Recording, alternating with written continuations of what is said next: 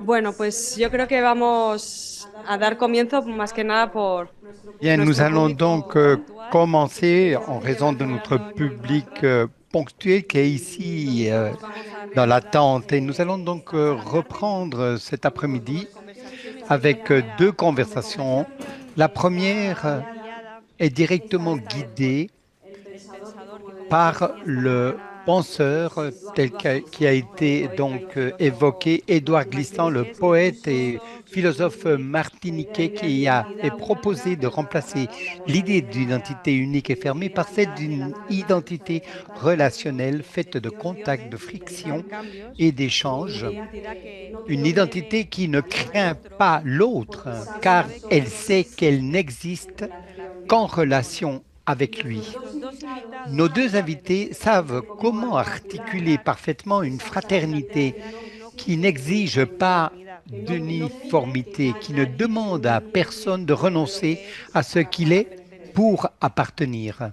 Están con Se nosotros trouve parmi nous donc Lauren Beukes, Lauren Beukes, qui escritora, est une écrivaine et journaliste y sud-africaine. escribe Elle desde écrit una depuis une sociedad société qui patriarcal, tente depuis des décennies de réparer ses que la fractures et sait que la reconciliación no se réconciliation ne se decreta, décrète pas, sino que se qu'elle se construye construit avec con paciencia, patience, con avec honestidad, honnêteté, con la disposición avec a mirar la al otro volonté de como regarder regarda Dios, l'autre sans effacer ce qui s'est passé entre nous. su Sa literatura no littérature ne resuelve résout las pas les situaciones, tensions, sino que las habita, elle les habite, las hace les visibles, rend las visibles, convierte en en fait materia de matière pensamiento. à Y estoy réflexion. muy Et contenta je de suis poder très, hoy très heureuse escucharlos. qu'elle soit Muchas ici gracias, Lauren. avec nous. Mille merci, Lorraine.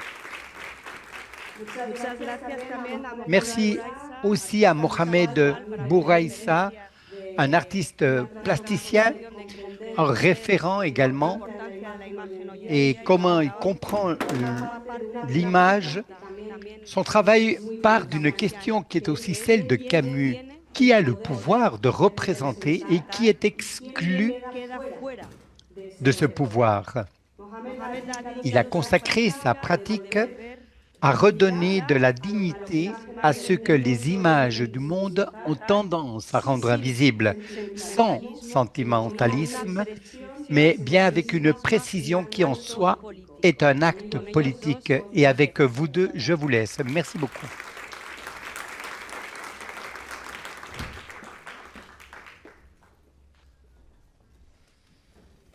Thank you for having me. It's a real privilege to be here.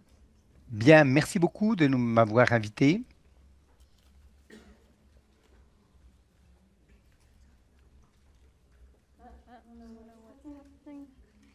Un moment, s'il vous plaît. Can I get tech people to help me out here? I don't know why this isn't working. Est-ce que quelqu'un pourrait m'aider, s'il vous plaît? Oh, great, perfect. Great. Parfait. Très bien. I'm a writer, and I'm going to be talking about Bien, mon nom est Laurence Buckler et je suis écrivaine et aujourd'hui je vais vous parler d'Ubuntu, d'Ubuntu, qui est la narration des animaux des communautés. it's given me a very particular perspective on the world growing up under a Et racist and oppressive regime, cela me donne, and also how we fought against that regime. I'm also a writer, and I believe that I might be a little bit biased here, but I je believe suis that écrivaine. storytelling is the most important human characteristic. It is what makes us human. And I love this quote by Muriel Et je Rexach. crois The universe is made of stories, not qu'il y a une citation que j'aime beaucoup de Muriel Rixer qui dit que le monde est fait d'histoires et pas d'atomes. They mourn their dead, Nous sommes, autant que nous sachions, les seuls animaux à raconter des histoires, et je le dis aussi au sens allégorique et métaphorique. Ainsi, neo-colonial bien, storytelling about elephants. même si les éléphants peuvent pleurer leur mort et préparer leur vengeance, ils ne se présentent pas comme des personnes néocoloniaux de livres pour enfants. Et les orques qui vivent en groupes matriarcaux, si l'on regarde d'autres formes de fraternité, mais elles pourraient s'apprendre mutuellement à couler des yachts. Et aussi les orques et les éléphants qui ont la ménopause aussi, comme nous. Mais nous pouvons voir aussi comment ces propres orques, effectivement, peuvent aussi porter du saumon mort sur la tête en guise de mode, mais ils ne racontent pas d'histoire comme font les humains. Killer whales are not telling stories about Pour expliquer qui nous sommes et expliquer le monde. we use stories of Donc, understanding each other and the world. Back in ancient history, like this is a way we explained how the world worked to each other. You know, the night on ne veut pas de orques qui racontent des histoires d'exploration à 20 000 lieues au-dessus de la mer. capricious gods throwing a tantrum, and throwing lightning like some toddlers throw a tantrum. In Norse mythology, we had Thor, Nous avons des histoires Raijin, and in Zulu mythology, we parmi les êtres humains où on raconte, on trouve des dieux, par exemple, que ce soit Thor dans la mythologie nordique, l'oiseau foudre dans la tradition orale au Zoulou ou Raijin au Japon. Avant de comprendre la science similarly under apartheid, des effets météorologiques, nous n'avions des lieux qui lançaient des tempêtes. are inferior, and they need to be controlled, and they're not like us. Ainsi, I think what was so inspiring on racontait ces histoires en disant que les Africains n'étaient pas comme eux, n'est-ce pas? Ce que j'aime beaucoup d'être au provenir de l'Afrique du Sud, je suis très heureuse parce qu'on a pu changer l'histoire. Nous avons eu nos premières élections démocratiques, nous avons pu regarder en ce quoi nous croyons et relancer notre pays à partir de zéro. Nous avons maintenant l'une des constitutions les plus progressistes au monde. Nous avons pu changer cette histoire, malgré qu'après 400 ans de colonialisme où des gens ont été réduits en esclavage ou massacrés et presque un siècle d'apartheid où des gens ont été torturés, assassinés, privés de droits. Et leur avenir est celui de leurs enfants. L'Afrique du Sud a changé l'histoire. Il nous faut reconstruire tout. À présent, nous avons l'une des constitutions les plus progressistes du monde, comme je disais auparavant. Et ceci a pu être réalisé grâce à cet esprit de Ubuntu. L'Afrique du Sud est un pays fantastique, comme je vous disais. Nous avons l'une des constitutions les plus avancées au monde. Nous avons été les 5e pays à ratifier effectivement le mariage homosexuel. Nous avons également, nous venons d'ajouter la langue des signes sud-africains comme 12e langue nationale et nous sommes une vraie démocratie. Mais on ne peut pas éliminer les problèmes que nous avons. Nous avons un taux de chômage de 31% parmi les jeunes, 57%. Nous sommes le 5e plus élevé au monde en termes de violence de genre. Et nous avons le coefficient de Gini qui est le plus élevé au monde, c'est-à-dire la division entre les riches et les pauvres. Il n'y a pas eu de révolution violente en Afrique du Sud. Et ça avait été fantastique d'avoir des Sud-Africains tels que Nelson Mandela, un merveilleux inspirateur. Et même maintenant, nous avons cet imbécile à la tête de notre pays. Il semblerait qu'il n'a pas pris bonne note de l'esprit Ubuntu. Récemment, il a déclaré que l'empathie n'est même pas une construction occidentale. C'est une faiblesse contre ce que disait justement Mandela à ce propos. Et je crois que ça, c'est l'une des raisons pour lesquelles l'Afrique du Sud est connue précisément. Cet esprit humain. La démocratie de l'Afrique du Sud, eh bien, repose sur le principe de Ubuntu, qui veut dire littéralement humain. Mais surtout, en philosophie, cela veut dire une personne qui est une personne à cause des autres. Je le suis parce que nous le sommes. Nous sommes humains en fonction de la relation que nous maintenons avec les autres. C'est un sens fondamental de nous reconnaître dans le monde. C'est une philosophie de responsabilité relationnelle et d'interconnexion.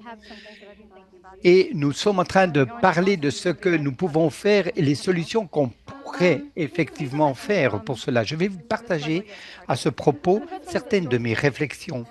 Voici les leçons qu'on doit prendre. D'abord, de notre histoire à l'égard de l'apartheid. Leçon 1. Les histoires sont dangereuses. par exemple, que les immigrants sont le problème. Il nous faut lutter contre ces histoires qui parfois se présentent, sont des véritables armes. En Afrique du Sud, nous avons un activiste très célèbre, John Kani, que vous connaissez peut-être comme le roi de Wakanda. Et il avait perdu un œil lorsque la police secrète de l'apartheid l'a battu si violemment après une représentation d'une pièce anti-apartheid. Vous voyez ici à John Kani. Et il avait donc, comme je vous disais, perdu un œil après avoir été battu après une représentation d'une pièce anti-apartheid. Ce sont les grands risques qu'on assumait à l'époque en Afrique du Sud. Mais on peut être beaucoup plus créatif avec les histoires. Une autre leçon très importante, leçon 2, les fascistes sont stupides. Le gouvernement de l'apartheid avait interdit de nombreux livres, y compris évidemment des écrits de Nelson Mandela, de même que tous les livres de nature sexuelle, Lolita évidemment comme film, mais aussi Black Beauty, un roman merveilleux sur les chevaux, mais évidemment, ils ne pouvaient pas mettre ensemble les deux mots. Black Beauty, pour eux, c'était inconcevable d'associer ces deux termes l'un à côté de l'autre. C'est un exemple que j'aime raconter. Et aussi, une autre série, j'aimais beaucoup des séries des extraterrestres qui s'appelait intitulé V et avait été diffusé en Afrique du Sud. Les 2 premiers épisodes ont été diffusés en prime time et c'était génial. Les extraterrestres faisaient semblant d'être nos amis, mais il s'était avéré qu'ils étaient en réalité des reptiles sous leur peau et qu'ils ne mangeaient pas seulement des rats. La série parlait d'un groupe d'humains courageux qui décidaient de riposter. Et c'était les acteurs pour la liberté, les combattants de la liberté. C'est pourquoi j'avais demandé à ma mère pourquoi on l'avait interdit. Mais en réalité, c'est qu'à l'époque, en réalité, ce qui s'est passé, c'est que le nom des militants anti-apartheid à l'époque était Botha et il était connu comme le grand crocodile. Il avait un tel ego qu'il croyait que c'était une propagande des États-Unis contre lui. Et le gouvernement donc avait un problème avec cela et il l'avait interdit. Ce qui pouvait être plus dangereux à l'époque, c'était plutôt le show de Cosby, parce qu'il montrait qu'il y avait des personnes qui avaient des métiers libéraux et qui pouvaient être des personnes tout à fait normales comme nous. Ça, c'est le pouvoir, justement, des histoires que je tiens à revendiquer. Le problème, c'est que les fascistes souhaitent qu'on devienne véritablement des gens stupides. Leçon 3. Et je vais raconter ceci très rapidement. En Afrique du Sud, nous avions un système éducatif différent scolaire pour les Noirs. Et ainsi qu'ils ne puissent pas développer des grandes idées. C'est ce qu'on appelait, nous, la Banto. Banto, donc, c'était raciste et maléfique. Et oui, nous vivions dans des pays différents, mais techniquement, nous vivions tous à Techlandia. C'est ce que souhaitaient les dieux de la technologie. Bien que chacun d'entre nous, on puisse vivre dans notre propre pays, nous vivions tous dans la fameuse Techlandia des États-Unis. Nous sommes soumis donc à tous les réseaux sociaux, Instagram, LinkedIn, Facebook, Google, Amazon. Et en utilisant l'IA, nous sommes aussi aujourd'hui en train de prendre toute leur propagande et leur manque d'informations. On arrête effectivement de réfléchir grâce à eux. Et j'ai ici quelques phrases. Tout le monde, eh bien, trichent. Pendant l'université, c'était une des idées. On crée des manques d'informations et même des informations mensongères. Et c'est ce qui est utilisé justement par la droite. Et cela a un fort impact également chez les adolescents. Il y a beaucoup de suicides et c'est quelque chose de effectivement terrible. Que personne n'utilise l'IA, s'il vous plaît.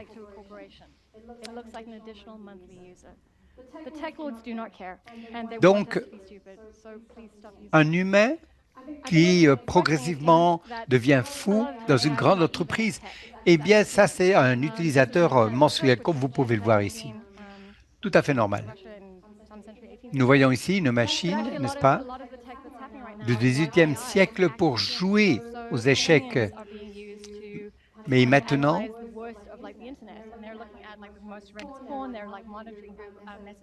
les habitants du Kenya ont commencé à utiliser cela pour analyser le chat GPT et ils sont littéralement exploités par ce système-là.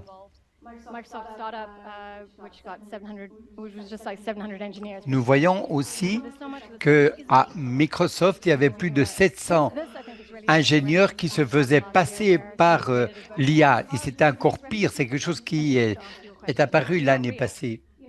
Il y avait un avatar qui répond aux questions, mais ce n'est pas réel. Il nous faut parler entre nous et non pas à travers un avatar qui se fait passer par un humain. La leçon 4, c'est que nous devons prendre soin les uns des autres. Je me sens très souvent complètement débordé par la situation terrible du Soudan, dans le monde entier, en Iran, en Ukraine. Et c'est très facile de se sentir complètement dépassé, mais nous devons aussi prendre soin de la communauté. Je fais partie également de la communauté de science-fiction et j'ai participé à EasterCon, un congrès en Irlande, et ils viennent justement, par exemple, une convention de science-fiction et j'étais tellement en colère contre la nouvelle loi que le Royaume-Uni avait introduite interdisant aux personnes trans d'utiliser les toilettes. Je me suis donc réuni avec une autre écrivaine, Janet Niji, et nous avons lancé en vente aux enchères caritatives. Les organisateurs pensaient que nous allions peut-être réunir à peine 500 livres. Et on dit qu'il égalerait le montant si nous le faisions ainsi. Et finalement, nous avons pu récolter 20 000 livres pour des associations caritatives trans en Afrique du Sud et au Royaume-Uni. Puis, vous voyez une copie signée qui avait été vendue pour plus de quelques milliers de livres. Et finalement, nous avons pu récolter dans la première édition 20 000 livres et 14 000 dans une autre vente aux enchères. Donc, si on travaille ensemble, on peut obtenir des choses. Enfin, ma dernière leçon, c'est l'importance de faire de la place.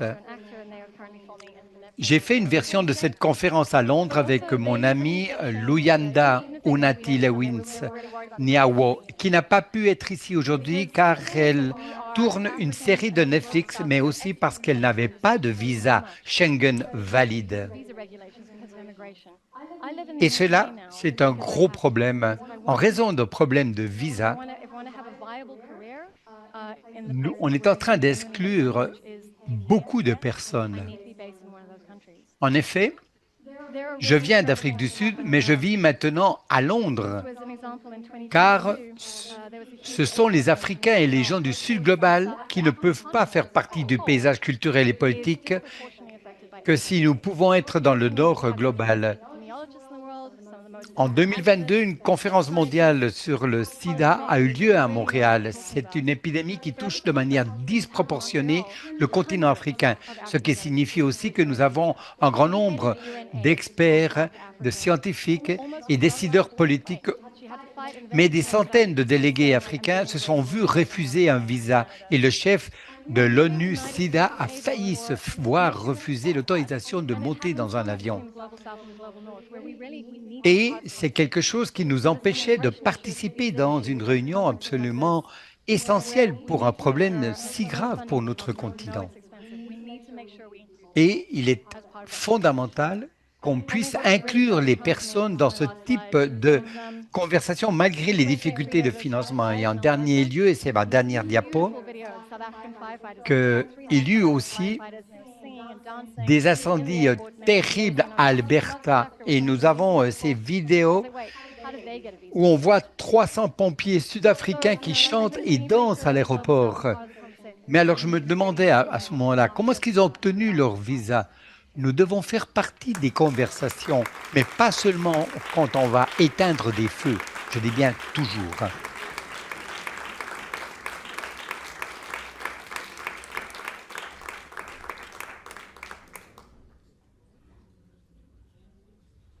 Let's go. Là, en Très bien. français, hein. Bueno. Si ceux qui ne parlent pas français, normalement, vous avez des trucs pour traduire. J'arrive, j'ai mon ordi.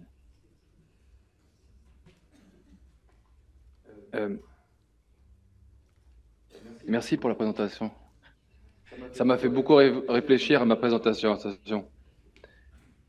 Et à la base, j'avais fait un truc sur mon travail et je ne sais pas si je vais vraiment parler de ça directement et puis peut-être parler de là pourquoi on est censé parler, c'est-à-dire de fraternité. Voilà quoi. Et donc à la base, moi je m'étais organisé, enfin j'avais pas trop quoi faire. Donc j'ai commencé à me dire, je vais faire une présentation. Donc voilà, je me présente quand même, Mohamed Bourouissa, je suis artiste plasticien. Ça va marcher normalement dans 2 secondes. Et je suis quand même d'origine algérienne. Donc je sais pas si vous voyez la relation ou pas. Voilà. Ça marche ou pas? Ok. Ouais. Ça avait bien marché tout à l'heure. Donc j'avais fait une série, j'avais fait une présentation de mon travail périphérique, des photos que j'avais fait en 2006. C'est chiant là, je m'entends 2 fois là, c'est trop chiant. C'était galère. Donc j'avais commencé à faire une série et tout. Donc c'est comme si je me parlais dans ma tête, c'était très bizarre. Donc j'avais fait cette série de photos, donc de mise en scène et tout ça pour parler de la banlieue parisienne et aussi du fait d'être étranger, d'origine algérienne et beaucoup de gens de banlieue qui venaient d'Afrique, enfin des enfants d'immigrés, pour pas dire vulgairement. Et donc j'ai fait toute une série de photographies qui travaillent sur cette tension-là et sur cette violence, mais à l'intérieur des images, enfin bref. Et puis après, j'ai fait un autre projet qui s'appelle Temps mort, que j'ai fait avec un ami en prison. Et donc, je me suis rendu compte dans cette série, donc je vais faire très vite parce que ça, finalement, c'est peut-être pas ça dont j'ai envie de parler. Et donc, ce film-là, sur les choses qui sont importantes dans ce film, c'est que ça parlait d'amitié. Et pour moi, l'amitié, c'est quelque chose qui est un peu le cœur de tous ces travaux-là.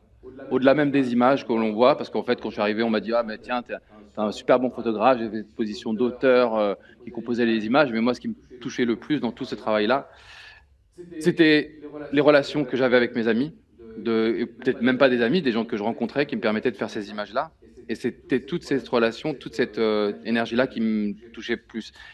Et donc, quand je décide de faire Temps mort, ce que j'essaie de montrer, donc on voit par exemple des messages et des images qui ont été envoyées, c'est toute cette relation, le fait que mon ami soit en prison et que moi je sois à l'extérieur, et c'est toute notre relation qui était le cœur même de cette vidéo.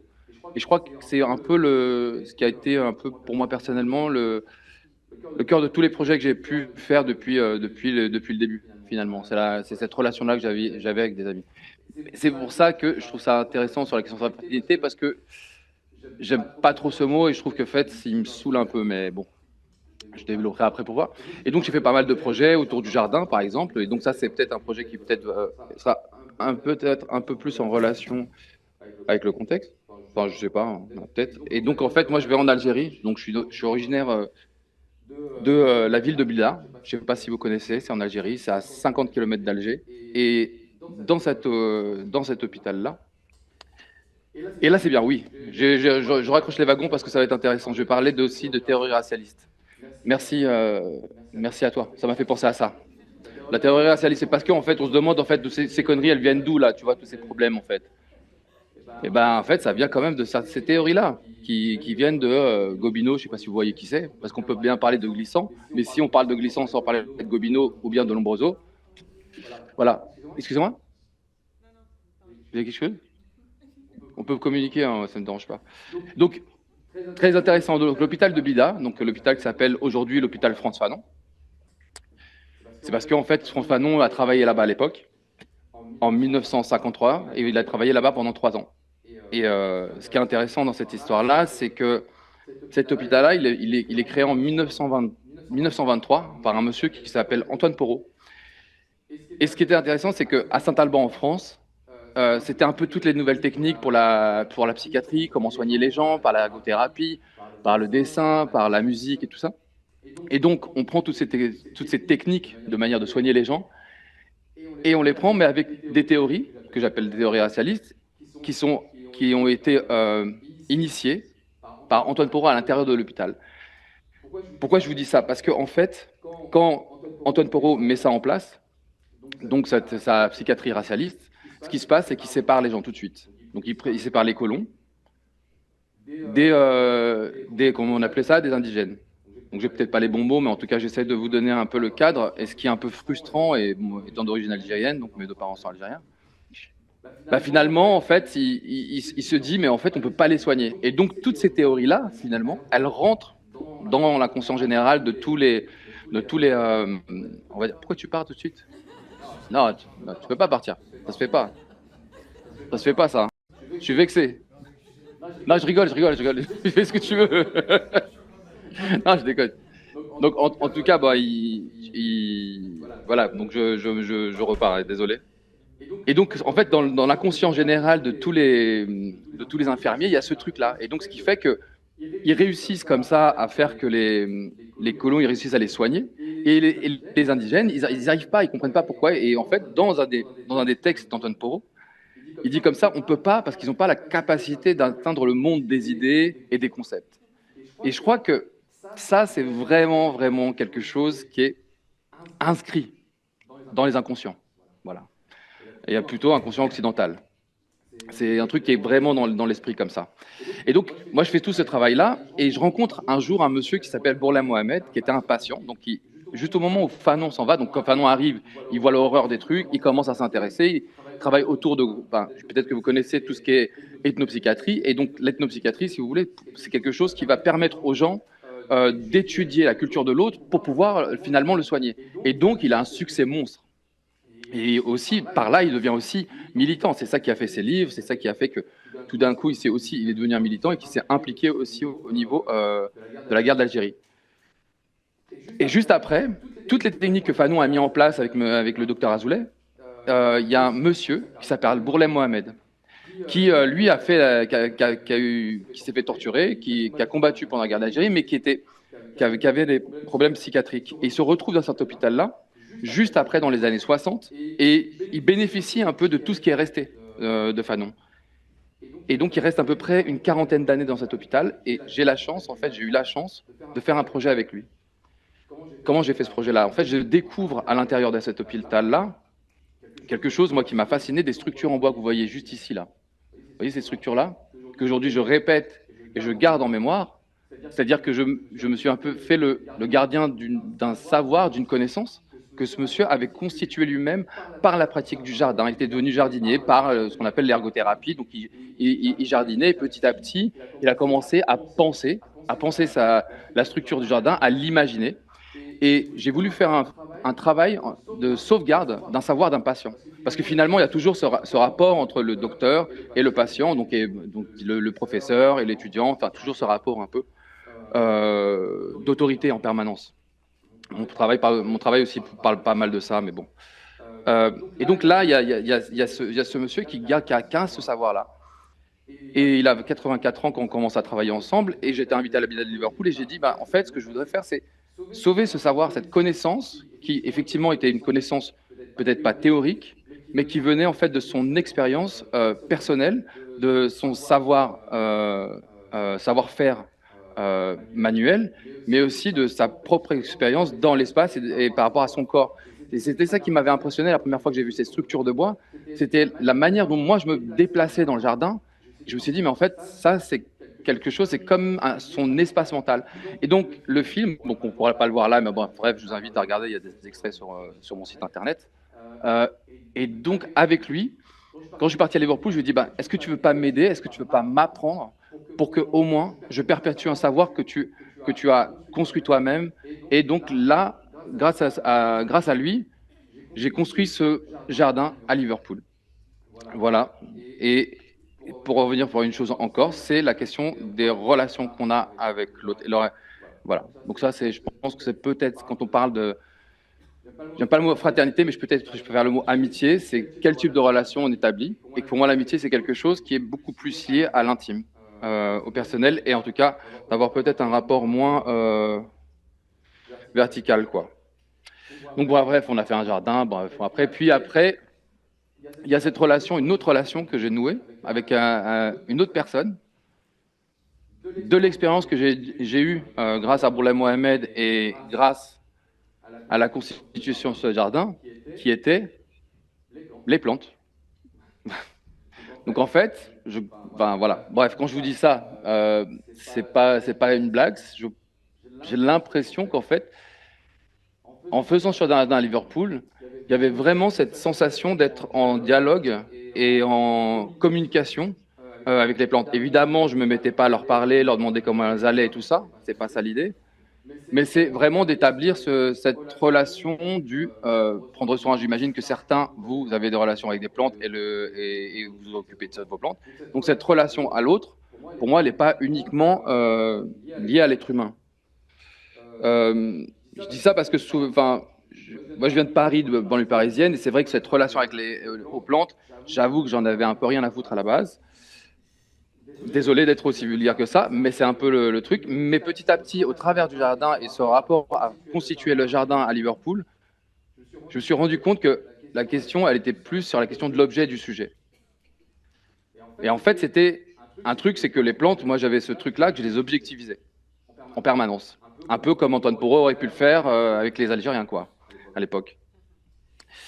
Donc il les déshumanise, vous voyez ce que je veux dire? Et donc les plantes, en fait, à un moment donné, j'ai fait un travail où on a essayé de capter les pulsions électriques des plantes.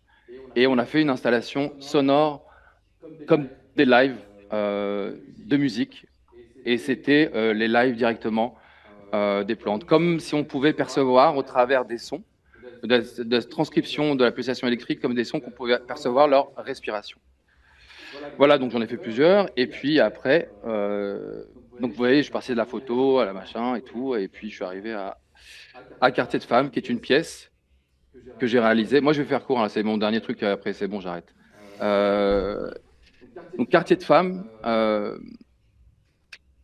c'est petit à petit en allant vers... je vais commencer par la photographie, et puis par le jardin, et puis par cette pièce sonore qui devient presque du live.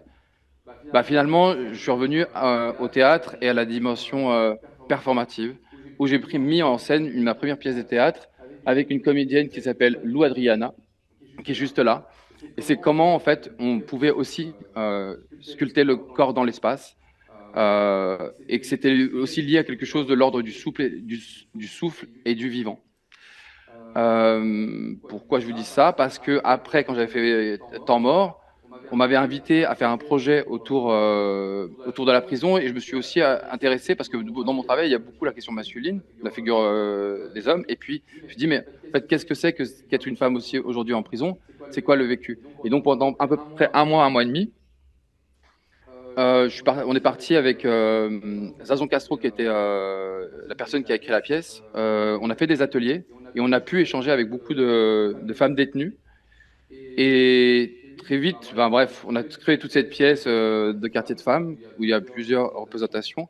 Et c'était le parcours d'une jeune fille qui est rentrée en prison. Et peut-être que je peux retomber sur mes pattes là-dessus. L'histoire de la pièce raconte le rapport d'amitié et comment on est traversé et comment on est changé finalement par les gens qu'on rencontre. Je crois que j'ai fini là bientôt. Voilà, ça c'était le dernière pièce que je voulais vous montrer. Et puis je crois que j'ai fini, hein. C'est bon.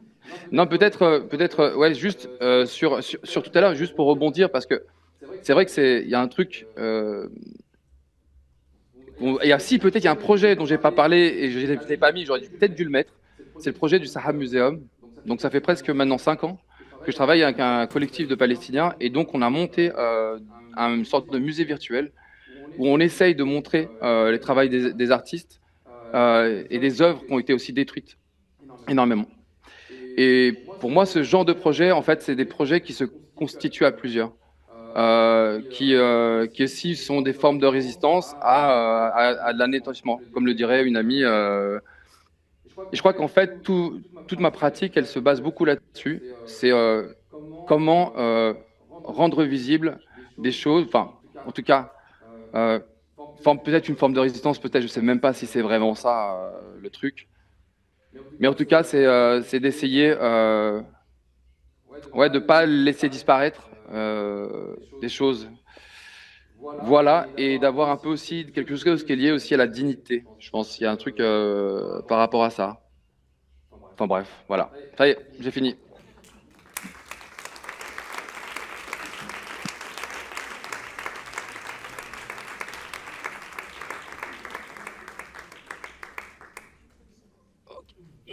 Mohammed, I wanted to ask you, do you think growing up... Attends, il faut que je prenne mon truc là pour traduire.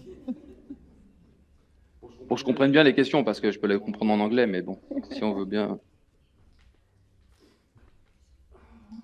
Ça donne chaud, hein? Your work's beautiful. I really enjoyed hearing about it. I wanted to ask, like, how much of your perspective is informed by... Alors, ma question est la suivante. Jusqu'à quel point le fait d'être né, d'être un étranger à Paris, t'a amené quelque part à présenter autrement ton œuvre? Est-ce que tu as une perspective liée à ça, c'est-à-dire à présenter ton œuvre dans un pays qui... Tu ne viens pas de ce pays-là. Enfin, Pas étranger déjà d'une en France. En tout cas, déjà, ça c'est la première chose. Même si j'ai grandi en Algérie, je suis né en Algérie, je suis arrivé très tôt en France. Donc, j'ai pas cette sensation de me sentir étranger. Je pense que c'est plutôt la manière dont les autres le projettent, en fait. Moi, je n'ai pas cette sensation-là là-dessus. Voilà. Donc, je pense que c'est plutôt la projection que les autres font sur soi qui donne cette impression-là. Mais ouais, je lutte contre ces idées-là, en tout cas. Ouais. C'est tout? C'est ça la question? Yeah? Yeah. All right. Je sais pas s'il faut... On passe quoi, là, maintenant? What do we have to do? Okay. Yeah, I think for me, like, you know, I've only been in the UK 4 years. And I think being there has really...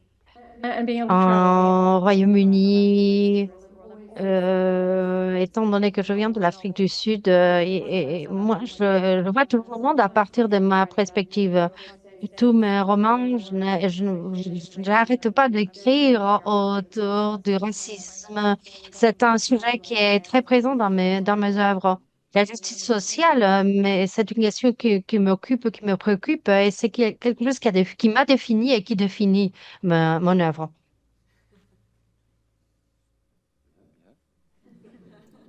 C'est une question? There was no question. Non, mais c'est... Mais je sais pas si... Moi, je pense que le racisme, c'est quelque chose en tant qu'effectivement que Français d'origine algérienne, c'est quelque chose que tu subis en permanence et qui a un truc d'effacé. J'en ai fait un court-métrage qui s'appelle Généalogie de la violence, qui a un peu aussi une sorte de retour sur des projets que j'avais fait parallèlement. Mais je pense qu'en fait, le truc, c'est qu'on n'est pas armé, en fait. Il y a des trucs sur lesquels on n'est pas armé. Et, par exemple, là, on parle de Glissant, on parle de Camus, mais par exemple, moi, il y a quelqu'un qui est hyper important dans mon espace de réflexion, c'est Fanon. Et je vais dire pourquoi Fanon, il est hyper important. Il a été complètement oublié de l'histoire française, par exemple. Parce qu'il a écrit à un moment donné dans son livre Les années de la Terre qu'il fallait tuer les colons. Voilà. Je ne sais pas si c'est pire que dire que les indigènes n'arrivent pas à accéder au monde des idées. Enfin, j'en sais rien. La violence aussi de ça. Et puis, il faut savoir qu'à l'époque, le, voilà, les tortures et les morts qu'il y avait, je pense que si, c'était un contexte. Mais Fanon, moi, il me touche d'autant particulièrement que c'est un homme noir qui vient en France, qui fait ses études en France, et qui, à un moment donné, par un fâcheux hasard, lui qui devait aller, je crois, au Sénégal pour travailler avec Senghor, ne reçoit aucune réponse et se retrouve propulsé en Algérie parce que, en fait, il n'y avait pas de place et qu'il se trouve à travailler en Algérie. Et là, lui, il écrivait peau noire, masque blanc, peau noire, masque blanc. Et d'un coup, il se retrouve face à une autre altérité qui était les Algériens. Et il se dit, mais peut-être que la question de l'oppression, elle ne se situe pas juste au niveau de ma couleur de peau. Peut-être qu'elle est plus globale, elle est plus en relation, quoi. Et voilà, c'est pour ça que Fanon, c'est quelqu'un que j'aime beaucoup. C'est pour ça que des fois, moi, je suis glissant. Je suis pas obligatoirement, j'aime beaucoup, mais je suis pas obligatoirement super fan parce que j'ai l'impression qu'il y a une exploitation de glissant pour en faire un mec cool et acceptable. Et moi, enfin, voilà, je fais partie de ces gens où Fanon, oui, il fait grincer, il peut être compliqué et tout ça, et qui me plaisent plus, et qui me permet aussi, moi, de me positionner vis-à-vis disons, pas juste ma position d'Algérien, ou voilà. Enfin, bref, je sais pas si je réponds pas du tout à la question, mais j'avais juste envie de vous le dire, et voilà. Yeah. Yeah, no, absolutely. That's great. Ah, No, that's amazing. ok. Should we open it up to the audience? Yeah. On va passer le micro à la salle et on va voir ce que la salle a. Bonjour, merci. Merci de tout ce que vous avez tenu à partager. Je ne sais pas pourquoi j'ai pensé à l'autre, à l'autre en tant qu'un ennemi. Et comment est-ce que cet ennemi nous voit et comment la fraternité va surgir ou va s'accroître à partir de son regard d'ennemi. Alors, je voudrais savoir, qu'est-ce que vous en pensez de cet autre? I don't think as soon as you make the other the enemy, I think you stop any way of engaging with people. It is difficult because you have the paradox Ouais.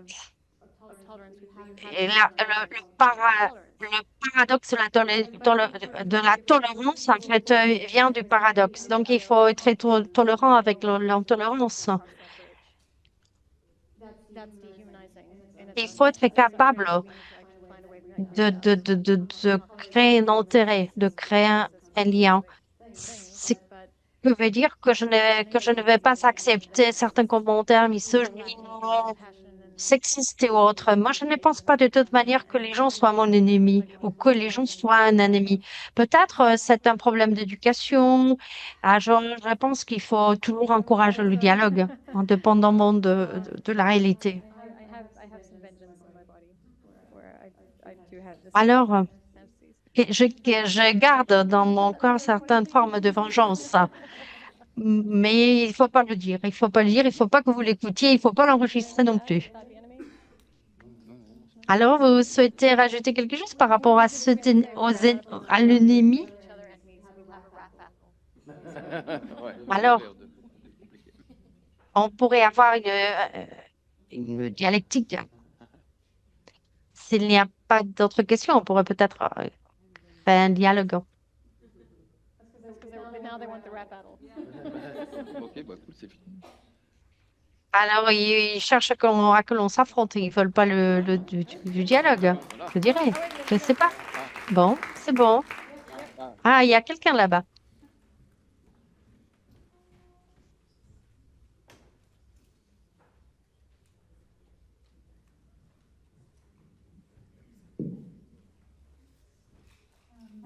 Thank you so much, both of us, for the Merci. presentation. Merci énormément.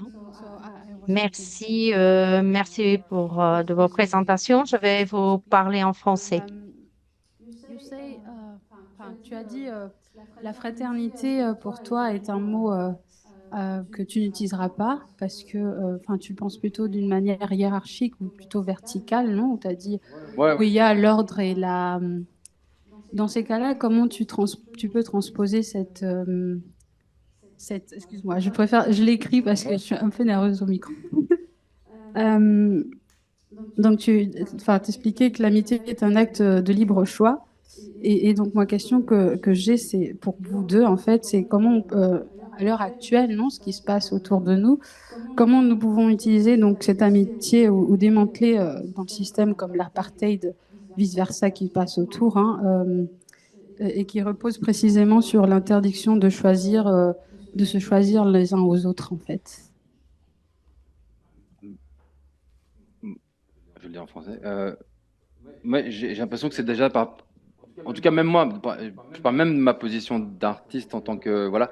En fait, j'ai quand même une position de pouvoir. Mais il faut que moi, j'ai conscience que cette position-là, je l'ai.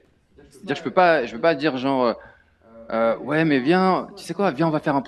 J'ai conscience, viens, tu sais quoi, on est pareil. Tu sais, je fais un projet artistique, mais je vais travailler sur toi. Mais tu sais quoi, on va être pareil. Non, c'est pas vrai. J'arrive avec mes intérêts, mes propres intérêts en tant qu'artiste et ma position aussi, dans un contexte artistique, par exemple, où j'ai une certaine reconnaissance et d'un coup, je vais travailler sur des sujets. Mais si j'ai pas conscience qu'en fait, j'ai cette position de pouvoir vis-à-vis de l'autre, je dis pas qu'elle est facile, qu'elle n'est pas contradictoire en permanence, mais je dis qu'en fait, elle est inégale. Mais il faut que moi, de mon côté, j'ai conscience de ça et que je prenne ça aussi en compte quand on est sur la table et qu'on essaie de dialoguer sur une table. Enfin, pour moi, c'est pas genre j'arrive et tu sais quoi, vous savez quoi, on est pareil tous les deux. Ce genre de conneries, moi, je peux plus en fait. Et je pense qu'en fait, on doit tous, enfin, en tout cas moi personnellement, dans mon travail, j'essaie d'avoir conscience de ça, j'essaie de me dire, ok, il y a une inégalité. Et donc, si tu dis, ouais, on est frères là, c'est cool, non. Bah, même il suffit de voir dans certains mouvements et tout, tu vois bien qu'il y a des différences. Et ça, pour moi, là, ça se situe là, à ce moment-là. C'est en amont de se dire, OK, venez, on va parler de fraternité, c'est cool, bah, c'est bien. Mais si tu ne prends pas en conscience ta propre position vis-à-vis de l'autre, bah, c'est comme si, en fait, déjà, le jeu, il était pipé. C'est pour ça que je parle d'amitié. C'est pour ça que quand je fais pour la Mohamed et tout, je me dis, tiens, il a un savoir, il a un savoir-faire. Ce savoir-faire-là, et d'un coup, ce monsieur-là, pour la Mohamed, quand il fait cette structure, moi, je le vois en 2013. Je finis juste là-dessus et je fais assez court. C'est que je vois cette structure-là en 2013. J'y vais 3 ans après pour essayer de revoir cette structure-là. En fait, les gens l'avaient détruite. C'est-à-dire que les gens de l'hôpital n'ont pas pris en considération ce qu'il avait constitué à l'intérieur de cet espace du jardin. Pourquoi ils l'ont pas pris en considération? Parce que ce monsieur-là était un patient. Si c'était un médecin qui avait pris en compte cette structure-là en disant ça, c'est un travail, c'est une réflexion et tout ça, et un savoir-faire qui a été constitué, oui, là la structure de bois qu'il avait constituée, on ne l'aurait pas vu de la même manière. Mais parce que c'était un patient, donc il n'a pas il n'a pas le droit à l'espace du savoir, genre. Et ça, c'est pour ça qu'en fait, mon travail, le film le dit très bien dans le film que j'ai fait, c'est que je renverse de force, où je dis, apprends-moi ce que tu as construit en tant que savoir, même si tu ne l'as pas construit dans une école, même si tu ne l'as pas construit en tant qu'un diplôme ou quoi, mais tu as constitué un savoir qui est lié à ton expérience. Et pour moi, c'est ça c'est ce niveau de conscience qu'il faut avoir si on parle de fraternité. C'est où tu te positionnes quand tu me parles de fraternité. T'es qui quand tu me parles là? C'est quoi tu parles d'où en fait? Ça c'est basique, c'est le truc le plus basique, mais pour moi c'est important de se positionner soi aussi. Tu vois, c'est toujours... Enfin, tu vois, c'est toujours... Effectivement, quand t'es blanc, c'est plus... Il y a des choses qui te paraissent genre... ouais, c'est tranquille ou que tu vois ton niveau social et tout. Ça parlait fluide, naturel, mais en fait, par exemple, il y a des gens qui sont en banlieue parisienne, je parle pour des amis, ou même pour moi, de là d'où je viens, bah, en fait, non, c'est pas si évident que ça. Il y a des manières de se poser, il y a des manières de faire, tu vois, il y a des codes que tu connais pas, même dans les structures même de l'art. Enfin bref, voilà. Je dis que la fraternité, elle peut pas se faire en dehors d'une bulle comme ça,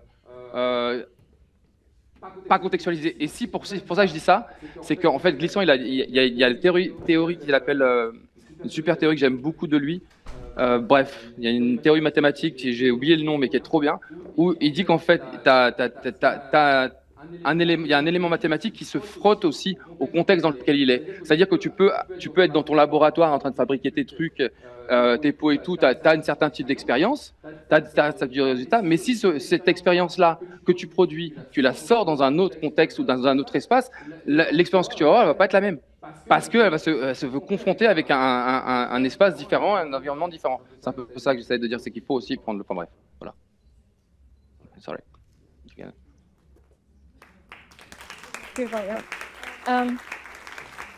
I think for me it's about kind of picking up, being able to see other people's perspectives. So it's about being Pour open-minded. moi, c'est une question de perspective. Il faut être curieux, il faut écouter d'autres voix et quelque part permettre que la voix des autres s'entende. Il faut avoir une mentalité ouverte pour pouvoir changer nos mentalités, nos idées. Dans les années 2000, il y a eu un mouvement pour quelque part démonter toutes ces sculptures, tout ce qui existait lié à l'apartheid en Afrique du Sud. Et les étudiants de Cannes, donc, ils ont démonté une sculpture. Il y avait des gens qui n'étaient pas du tout d'accord. L'éducation est essentielle. Et en plus, ça fait partie de notre constitution.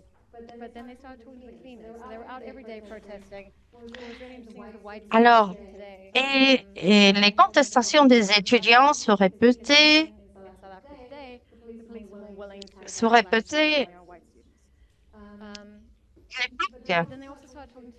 et même maintenant.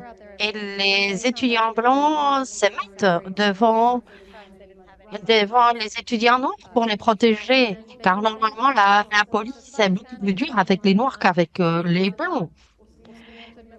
Et les contestations ont permis d'attirer des gens qui, par exemple, touchaient des salaires très, très bas. Ça crée cette sensibilité. On a une unité de la conciliation pour connaître. Alors, en fait, il fallait savoir ce qu'un côté avait fait à l'autre. Alors, les Blancs, on n'a jamais eu à demander pardon, on n'a jamais eu à accepter notre responsabilité, on n'a jamais eu à assumer, on n'a jamais eu à assumer que nous avions eu un privilège et on a quelque part, en fait, grandi dans une utopie qui nous donnait toutes les opportunités et tous les privilèges. Et il n'a pas fallu que l'on demande pardon à personne. Il y a eu des réparations, mais à la fin, il y a eu des compensations. On a pensé à des compensations, mais les compensations n'ont pas pu se faire car le gouvernement n'avait pas d'argent pour le faire. Alors, il fallait quelque part faire quelque chose. Il fallait quelque part faire quelque chose pour ces gens-là et pour cette réalité-là. So thank you very much, both of you. Merci. I'd like to rethink that Merci, Laurent, merci, Mohamed. C'est vrai que la réparation est magnifique et voilà, en même temps assumer que nous sommes différents. Merci beaucoup.